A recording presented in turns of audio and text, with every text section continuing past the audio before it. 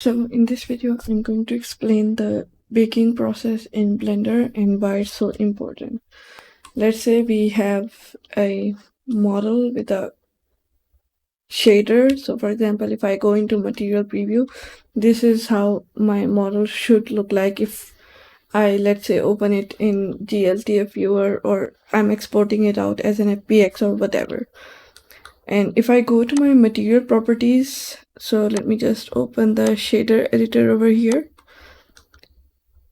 I can see that it has this kind of complex node system that's creating this shader that I can later tweak, adjust, and do whatever I want. So let's say, for example, I change some of its values, and then I'm perfectly fine with this, and I want to export this out, right? And I want this to be, let's say, I want this to be really, really shiny, although it's not really affecting it that much. Okay, let's say I want it to have some sort of shine. Since we were not getting the roughness, I'm going to change this from diffuse to principal BSDF. You can do this by pressing Shift S and just select whatever shader you want.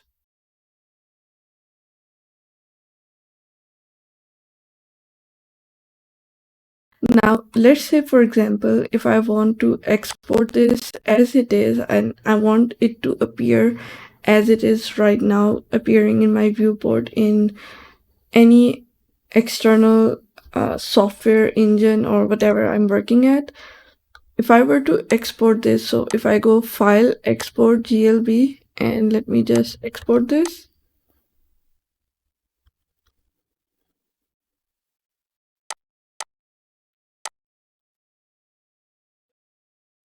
This is how it would look in GLTF viewer, right? It's completely blank. It doesn't have those colors, or it doesn't look the way it looks in Blender.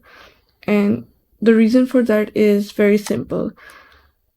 These complex shaders, now these don't have to be complex. Even if they were just 1-2 nodes blended together, Blender can understand them and Blender can read them perfectly fine.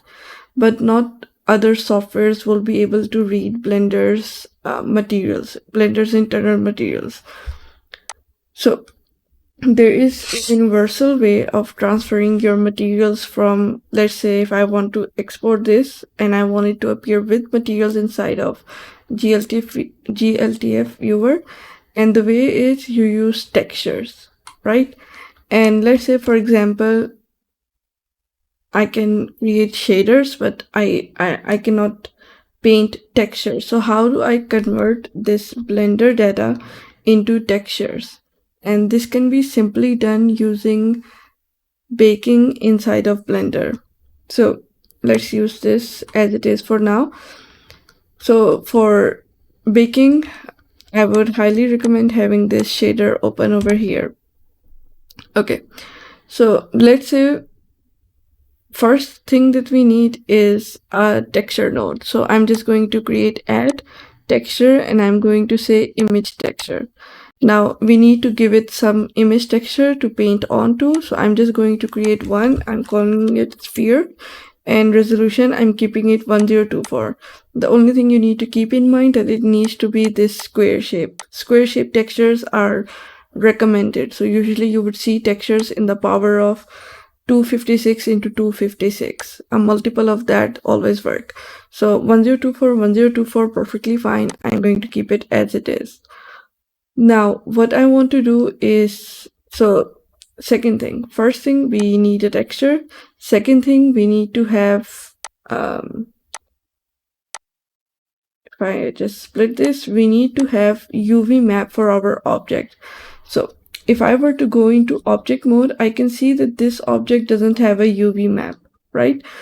And if it doesn't have a UV map, your textures are not going to work. Basically what UV map is a 2D representation of your textures. Okay, so to explain this in a simple way, let's say we have a cube. If I were to go into edit mode, we can see each of these faces is represented as a 2D plane in our UV editor. If I were to select this as a whole, I can see this entire UV edit. Okay, so we need to have something similar with our sphere.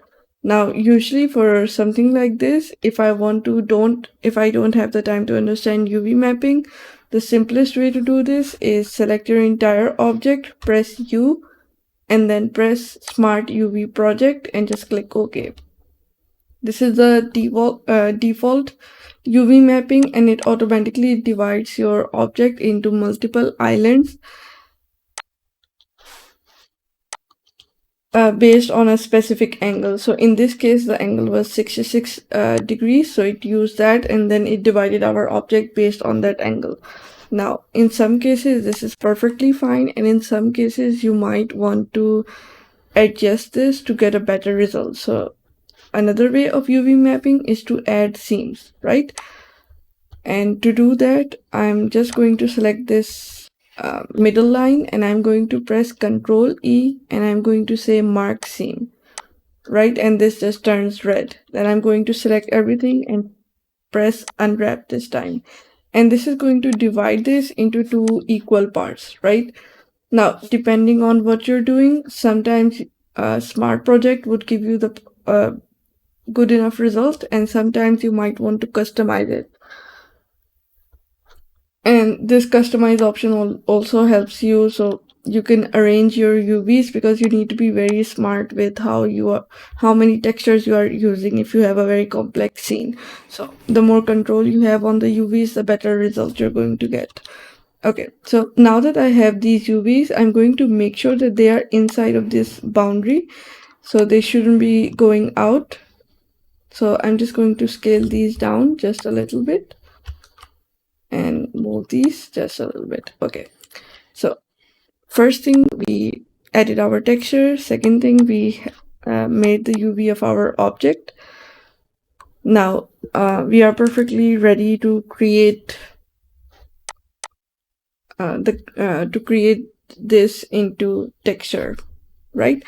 Okay, so the way we can do this, if I go into this tab over here, this properties tab, by default this is set to EV. For baking, you need to use cycles instead of EV. And then you need to go down over here and find this bake process. You shouldn't see this simple bake, this is an add-on, but you should see this bake option. Okay, now right now you'll see a lot of these options. So basically what combine does, and this is something that would be useful in some cases. So let's say you have a render, so the way you can view your scene inside of your rendered view, this is going to bake that onto a texture. So for example, let me just quick example. So right now, if I add a light over here, so let me just add this area light, right? Scale this up, more power. Okay, so let's say this is how it appears in my render view, and this is how I want it to appear in textures. If I were to go over here and use this default combine option,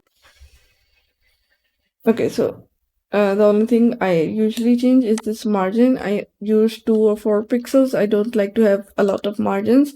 Basically what this does is going to add extra padding over here. So if it's 16, it's going to be somewhere around here. So I usually keep it super low. And you want to have some margin, don't leave this at 0. Then you'll be able to see those black lines on your 3D model, which are usually called seams. Okay, so once this is set, I'm going to bake this. Okay, now you can see how this texture turned out. Where the light spot was, that area is bright and the rest of the area is dark. And that is because this combined, this takes all of the data that it's getting inside the rendered view, and it converts that into a texture, right? Again, in some cases you might want to use this, so usually in architecture scenes, but usually you might also want to have more control. So for example, I can also go into individual channels. So let's say I go into diffuse and I only want the color channel for this. So I'm going to click on this and then I'm going to hit bake. Okay, if you're baking, make sure you have texture selected as this white outline over here. If you don't have it selected, you might get some error. So make sure it is selected over here. This is called active selection when this is white. And so for example, if I have both of these selected right now, this is orange, so it's not actively selected. This white outline, that means it's actively selected. Now let me bake again. Okay, now I can see that it did the same task, but this time it baked all of the color information. And again, you can do this for individual channels. So we have roughness, we have emission, we have these different channels that you might want to use. The only channel that's missing here that sometimes I do use is metallic, but that situation can also be resolved. So let's say, for example, let me just move this over here, add a color ramp node. Okay, and let me just attach this to metallic. Right now, if I were to go into material preview, okay, now let's say I have a material with this kind of look to it, and if I want to get the metallic texture as well, usually what I do is just whatever is going into metallic node, I give that as an input to my base color, and then I just bake that as, so I can just bake this as it is.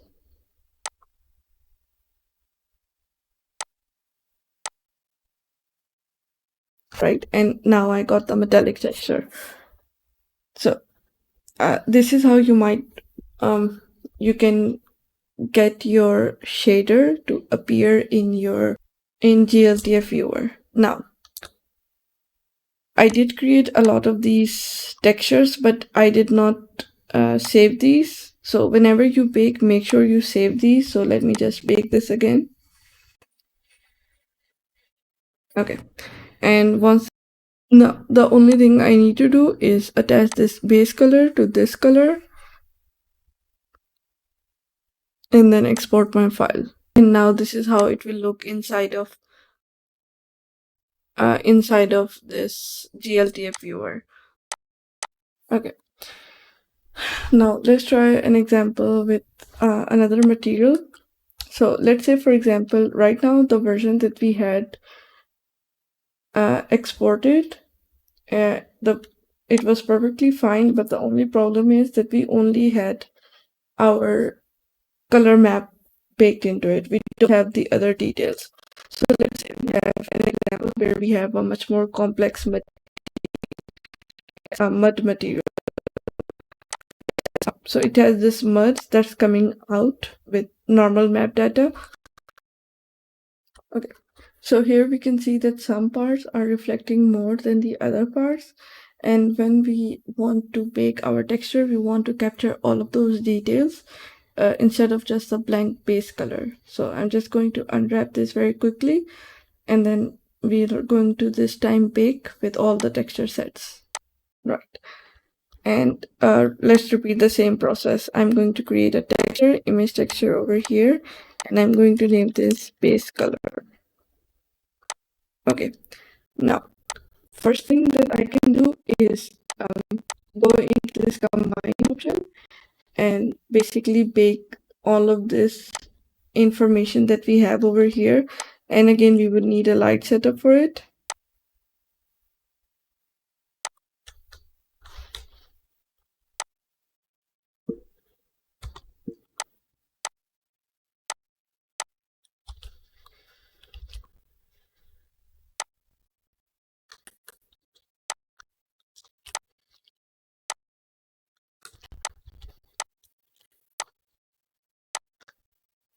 Let's say, so we have this complete material setup for it. Now if I were to just select this and bake this, we will get a result over here,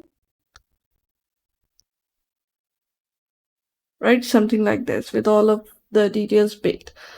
In some cases this would be fine, but in other cases we might need more control.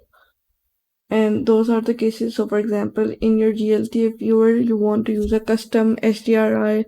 Let's say you want to create a night or day scene and you want to swap out your night HDRI with your day HDRI, whatever it is. You need much more control over it. So instead of getting all of this data into one texture, you can also have this in multiple textures. And again, there are pros and cons with this approach. So make sure whatever works for your approach, whatever works for you. So if I were to divide this into its texture set, what is being used here on an individual level? So we have first thing base color, then we have our metallic, then we have roughness, and lastly we have normal. These are the channels that we want to normally be used. These are called PBR shaders, and these texture sets are supported by GLTF viewer or any GLB GLTF software that you might be using. Okay, so now if I were to change this to diffuse, right, this diffuse and base are the same thing. I'm going to make sure only color is selected, and I'm going to bake my color channel. Right, I have this color data over here, and I'm going to just save this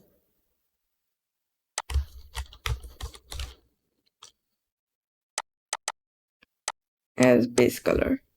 Now second thing, let me just duplicate this and then make this roughness. And over here for roughness, I'm going to change this to roughness, and I'm going to just make this.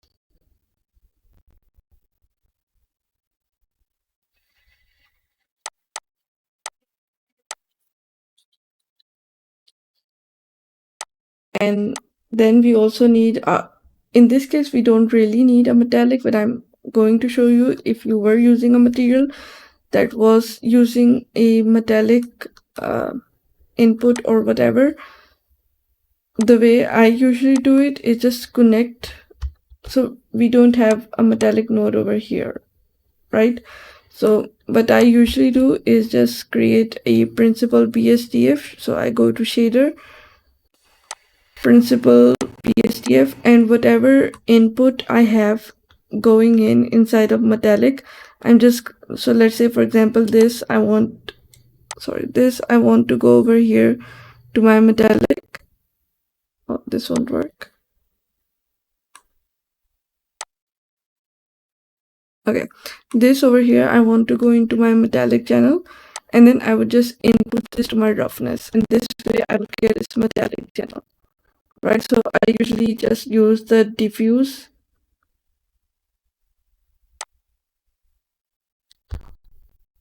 Yeah, so I would just plug this.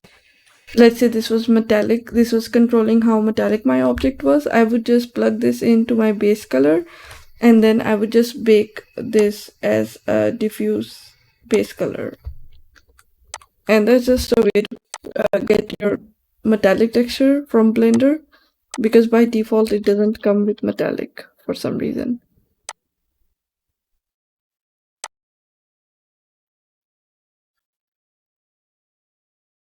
And make sure whenever these textures are created that you are saving them externally, because if you shut down Blender and reopen, these are not going to be there.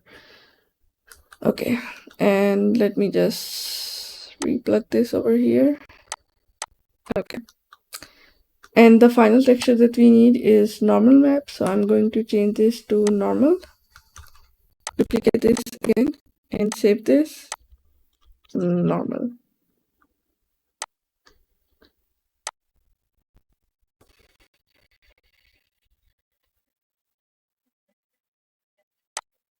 And save this.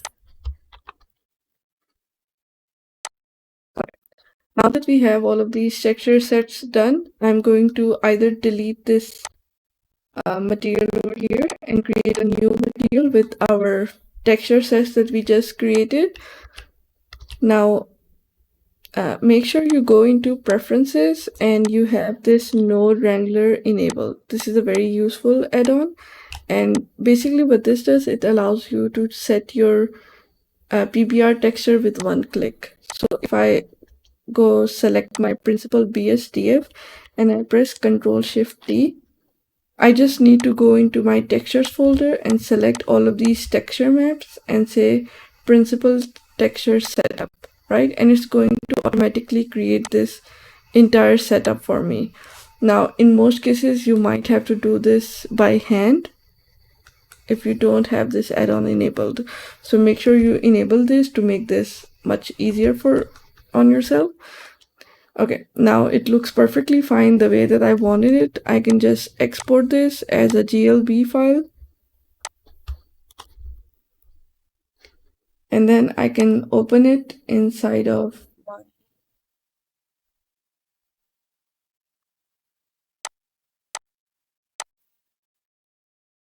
this GLTF viewer, and it will appear exactly the same as it was appearing in my Blender. And we can see we are getting much more information that we were getting before.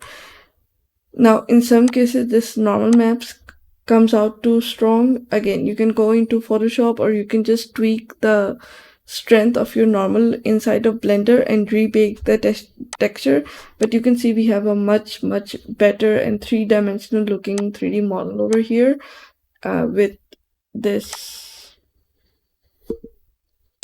PBR setup. Is the normal version, and this is the one with combined texture. So if I export this, this is what we get. Let me just, right, this is what I'm getting, the result that I'm getting. And now if I were to use this combined option, this is what I would get, right? Now, in some cases, you might want to use combine, and in some cases, again, you might want to use this, the one with 5 textures, with all the textures set, right? So this is up to you to decide which would work better in your case, and then just figure it out from there. Let me know if you have any questions, if you would like me to explain anything further.